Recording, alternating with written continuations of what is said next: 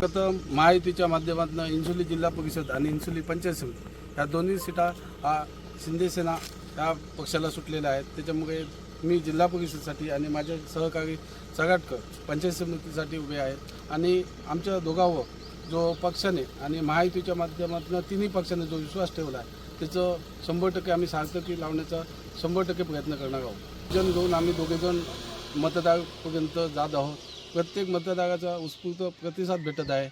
त्यांच्याबरोबर संभाषण करत असताना त्यांच्या गरजा आकांक्षा काय आहेत ते आम्ही समजून घेण्याचा प्रयत्न करत आहे।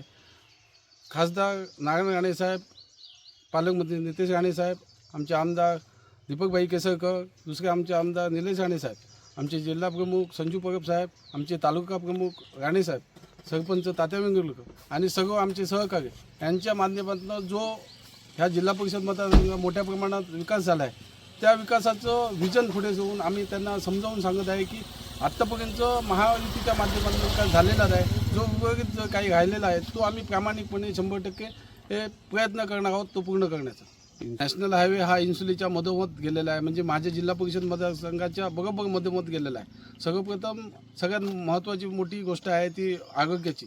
आरोग्याच्या दृष्टीने जे काही आम्ही खासदार नारायण राणे साहेब असतील, महायुतीच्या माध्यमातून आमचे चव्हाण साहेब असतील, यांच्या माध्यमातून जे काय करता येईल आरोग्याच्या दृष्टीने त्यासाठी आम्ही जास्त करून प्रयत्न करणार आहोत। त्याचबरोबर जो रोजगार आहे, रोजगाराचे मी एक साधा छोटा व्यावसायिक आहे, माझा कल जास्त करून व्यवसायाकडे आहे। जे तरुण पिढी आहेत आणि जे कामानिमित्त गोव्याकडे जातात त्यांचा जास्तीत जास्त कल आणि जास्तीत जास्त ते जे तरुण पिढी आहे त्यांना आरोग्याकडे किंवा आपण आरोग्याच्या दृष्टीने एक करणार आहोत। त्याच्याबरोबर आपण रोजगार कसा उपलब्ध करू आणि व्यवसायाच्या दृष्टीने कसा त्यांना व्यवसायाच्याकडे वळू ह्यासाठी प्रामाणिक प्रयत्न करणार आहे। 100% महायुतीच्या माध्यमातून रोजगार निर्मितीसाठी प्रामाणिक आम्ही प्रयत्न करणार आहोत।